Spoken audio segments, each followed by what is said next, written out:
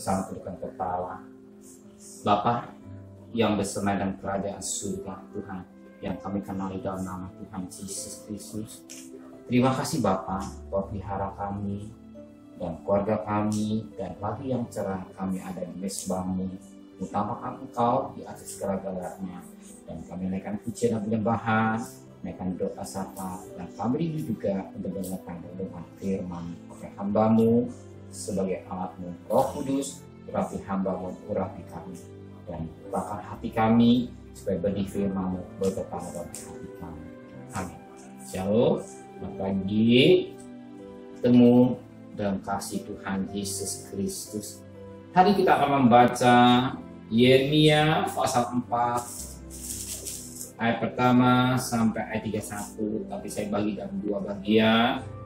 Yeremia pasal 4 ayat pertama sampai ayat 4, besok kita lanjutkan ayat 5 sampai ayat 31. Yeremia pasal 4 ayat pertama sampai 4.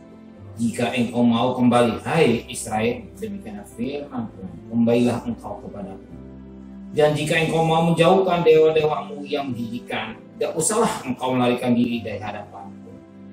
Dan jika engkau bersumpah dalam kesetiaan, dalam keadilan, dan dalam kebenaran, demi Tuhan yang hidup, maka bangsa-bangsa akan saling memberkati di dalam Dia dan akan bermegah di dalam Dia. Sebab begini firman Tuhan kepada orang Yehuda dan kepada penduduk Yerusalem, bukalah bagimu tanah baru, dan janganlah menabur di tempat duri tumbuh.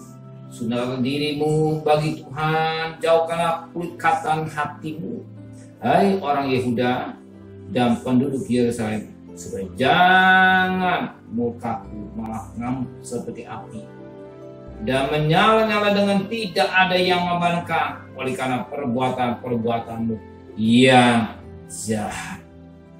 Firman Tuhan yang kita baca pada pagi hari ini, kita perhatikan pada ayat pertama.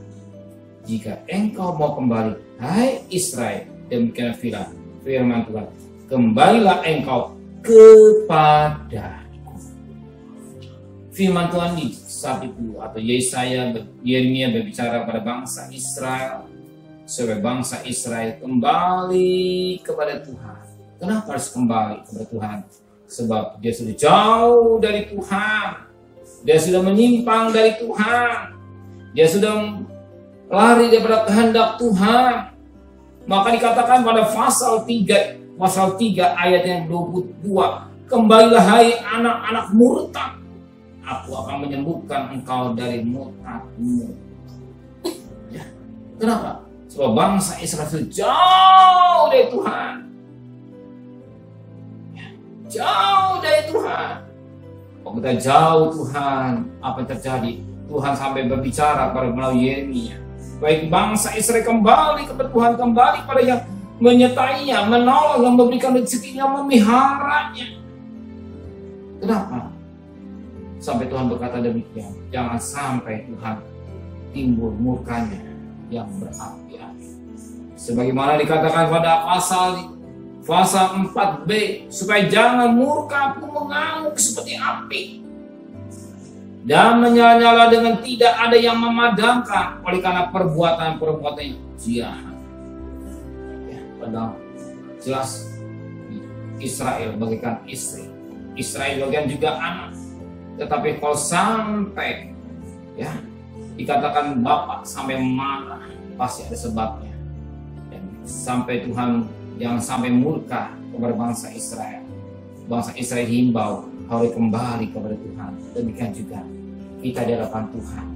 Kalau saudara sudah jauh dari Tuhan, ayo kembali kepada Tuhan. Lebih mendekatkan diri kepada Tuhan lewat doa, lewat baca firman Allah, lewat persekutuan. Jangan saudara kejar hanya perkara-perkara yang sia-sia. Apa perkara sia-sia? Itulah perkara-perkara dunia. Cuma langit dan bumi sebentar akan lenyap. Ya, kita cari utamakan. Maka pada pagi hari ini saya bangga dengan saudara dan saya bersyukur kepada Tuhan. Kalau saudara boleh mencari Tuhan, mengutamakan Tuhan sebelum mengadakan aktivitas lain, sebelum saudara bekerja, sebelum saudara mencari yang lain, saudara utamakan Tuhan. Bahkan saudara mencari Tuhan, tidak cukup hanya doa pagi, tapi ada hubungan dengan Tuhan, selalu lekat dengan Dia, Dikatakan 1 Korintus 6 ayat 17, satu roh dengan dia, ada hubungan lekat dengan dia selalu. Jangan seperti bangsa Israel ketika diberkati Tuhan, dia tinggalkan Tuhan. Tapi kita semakin kita diberkati secara finansial, kita semakin mendekatkan diri kepada Tuhan. Sebab Tuhan memberkati, ada rencana yang indah dari kita ini. Sebab firman Allah berkata dari Roma 11 ayat 36, dari dia, untuk dia, dan untuk kemuliaan Dia. Bahkan 1 Korintus 10 ayat 31, baik makan minum, semua untuk kemuliaan Tuhan. Jadi maksud Tuhan yang indah dalam hidup kita. Tapi bangsa salah. Ketika dia berkati Tuhan, apa yang terjadi? Ketika dia keluar dari Mesir, dia menerima emas, dia punya emas sekian banyak. Tetapi apa dibuat? Dia bangun emas. Ketika dia membangun emas, dia melakukan hal-hal yang tidak baik, sehingga Tuhan marah. Untung Tuhan masih berkemurahan, mau mendengar doa Musa. Kalau tidak, bangsa Israel habiskan. Justru hari ini kalau kita masih bisa bernapas, kalau hari ini kita masih bisa hidup, kalau hari ini kita ada sebagai anak-anak, semua karena kasih karunia Tuhan. Hargai kasih karunia Tuhan dengan baik dan hidup dalam kekudusan, dan jangan main-main dosa.